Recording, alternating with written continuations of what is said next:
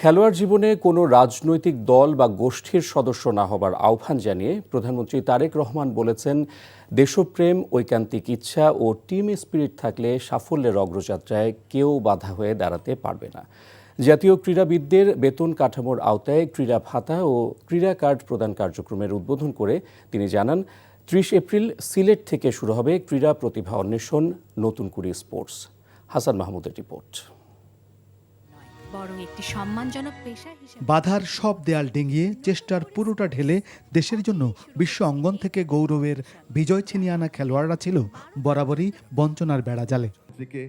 সরকার গঠনের ১.৫ মাসের মাথায় খেলোয়াড়দের জন্য দেয়া নির্বাচনী প্রতিশ্রুতি বাস্তবায়ন করে ক্রীড়াবিদদের বেতন কাঠামোর আওতায় ক্রীড়া ভাতা প্রদান কার্যক্রমের উদ্বোধন করলেন প্রধানমন্ত্রী।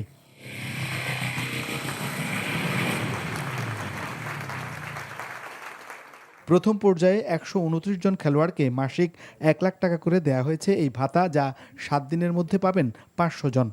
ক্রীড়াবিদদের হাতে তুলে দেওয়া হয় ক্রীড়া কার্ড, আর সাফল্য অর্জনকারীদের দেয়া হয় সম্মাননা। বাংলাদেশে কোনো ফুটসাল গ্রাউন্ড নাই, তো আমি আমাদের ক্রীড়ামন্ত্রী প্রতিমন্ত্রী স্যারের দৃষ্টি আকর্ষণ করছি। তোমাদেরকে একটা সিকিউর জায়গায় মেয়েরা যাতে প্র্যাকটিস করতে পারে, খেলতে পারে, সেইটা মোটামুটি মাঠটার সিলেকশন সবকিছুই হয়ে গিয়েছে।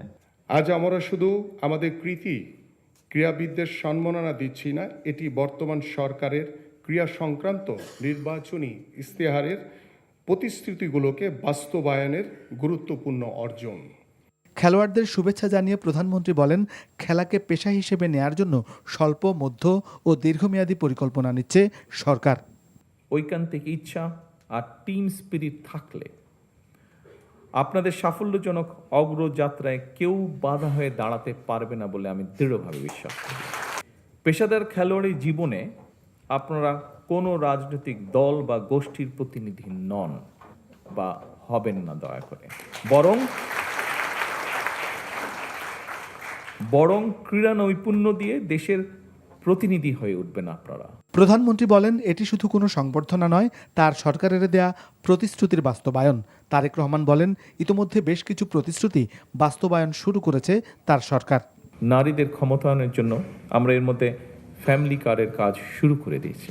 হতে পারে এই মুহূর্তে স্কেলটি ছোট, কিন্তু ধীরে ধীরে আমরা এটিকে ইনশাল্লাহ লক্ষ্যে নিয়ে যাব। ঠিক একইভাবে কৃষকদের জন্য আমরা একটি কৃষক কার্ড ইন্ট্রোডিউস করার কথা বলেছি, যেটি ইনশাল্লাহ 14 এপ্রিলে টাঙ্গাইল থেকে এটির পাইলট প্রজেক্টের কাজ আমরা শুরু করতে যাচ্ছি। ক্রীড়াক্ষেত্রে সরকারের পাশাপাশি বেসরকারি পৃষ্ঠপোষকদেরও এগিয়ে আসার আহ্বান জানান প্রধানমন্ত্রী। Hasan Mahmud, NTV news, Dhaka. 200-র বেশি সার্ভিস ও ফিচারে লেনদেনের সব বিকাশ অ্যাপে সম্ভব।